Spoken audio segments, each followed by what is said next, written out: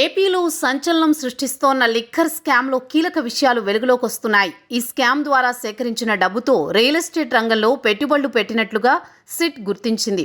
జగన్ ఫ్యామిలీకి అత్యంత సన్నిహితుడు అయిన గోవిందప్పతో పాటు మరో కీలక వ్యక్తి ద్వారా ఈ ముడుపులు బెంగళూరులోని రియల్ ఎస్టేట్ రంగంలోకి మళ్లాయని సమాచారం. లిక్కర్ స్కామ్ డబ్బు రియల్ ఎస్టేట్కు ఎలా మళ్లింది, ఈ వ్యవహారంలో ఇంకెవరెవరు ఉన్నారు అనే అంశాలపై సిట్ దర్యాప్తు చేస్తోంది. లిక్కర్ స్కామ్ ద్వారా ఎక్కడి నుంచి ఎంత వచ్చింది, వాటిని ఏ మార్గాల ద్వారా రూటింగ్ చేసి రియల్ వ్యాపారంలోకి మళ్లించాలనే విషయాలపై సమావేశాలు కూడా నిర్వహించారని గుర్తించిన సిట్ ఈ మీటింగ్లో గోవిందప్పతో పాటు జగన్ కుటుంబానికి సన్నిహితుడైన మరో కీలక వ్యక్తి కూడా ఉన్నారని తెలుస్తోంది. ఇప్పటికే ఈ కేసులో గోవిందప్పను అరెస్ట్ చేయడంతో ఆ కీలక వ్యక్తి ఎవరనే దానిపై వివరాలు సేకరించే పనిలో పడింది సిట్.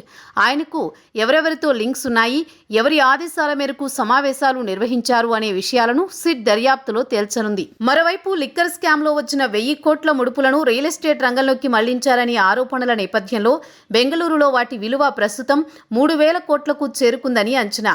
ఇదంతా అసలు వ్యక్తుల పేర్ల మీద రిజిస్ట్రేషన్ చేయకుండా బినామీల పేర్లపై ఈ తతంగం కొనసాగించారని తెలుస్తోంది. ఆ కీలక వ్యక్తి ఎవరు అన్నది బయటపడితే కేసు బిగ్ బాస్ వైపు వెళ్లేందుకు మరెంతో సమయం పట్టకపోవచ్చు. ఈ కేసులో వేగం చూస్తుంటే త్వరలో చాలా మంది పెద్ద తలకాయల పేర్లు బయటకొచ్చే అవకాశం లేకపోలేదు. మద్యం స్కామ్ లో సిఐడి పోలీసులు అరెస్ట్ చేసిన గోవిందప్ప బాలాజీ అనే వ్యక్తి ఇటు భారతీ సిమెంట్ ఆర్థిక వ్యవహారాలు చూసే ఆడిటర్ కూడా. విజయసాయిరెడ్డి ఆడిటింగ్ పనులు మానేసి జగన్ కోసం మధ్యవర్తిత్వం పనులు ప్రారంభించిన తర్వాత ఈ గోవిందప్ప బాలాజీనే ఆడిటింగ్ పనులు చూసుకునేవారు. జగన్ భారతీయుల ఆర్థిక వ్యవహారాలు సైతం ఈయన కనుసన్నల్లోనే జరిగేవని తెలుస్తోంది.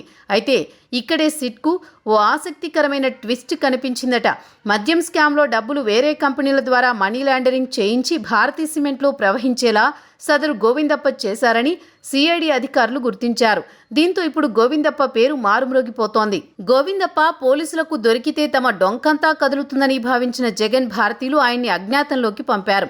కానీ సిఐడి అధికారులు చాకచక్యంగా పట్టేశారు.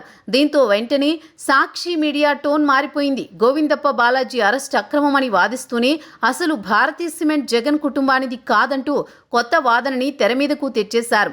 ఎప్పుడో వికాట్ అనే ఫ్రాన్స్ కంపెనీకి భారతీ సిమెంట్స్ను వారు ఈ కంపెనీలో తప్ప వికాట్లో కూడా వాటాదారులు కాదు. అంతేకాదు ఈ కంపెనీ నిర్వహణలో అసలు వారి పాత్ర ఏమీ ఉండదు. మొత్తం జగన్ రెడ్డి భారతీ గుప్పెట్లోనే ఉంటుందనేది జగమెరిగిన సత్యమే.